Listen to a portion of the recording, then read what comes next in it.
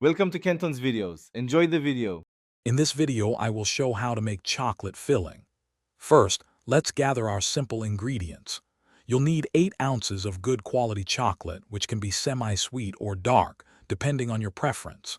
Next, measure out 1 cup of heavy cream.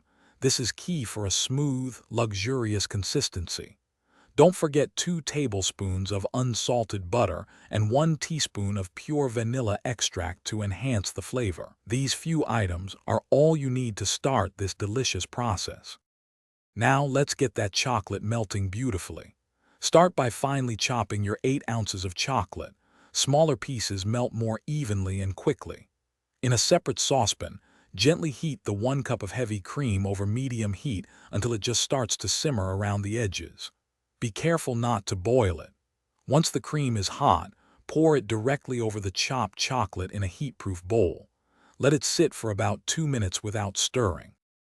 After letting the chocolate and cream sit, it's time to combine them. Gently stir the mixture from the center outwards until it's completely smooth and glossy. Ensure there are no lumps.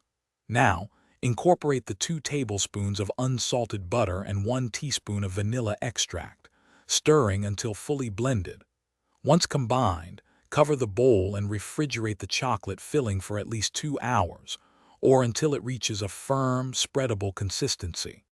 Your delicious chocolate filling is now ready to use. For an even lighter, airier texture, you can whip the chilled filling with an electric mixer for a minute or two until it's fluffy. This filling is incredibly versatile, perfect for piping onto cupcakes, layering in cakes, or filling pastries.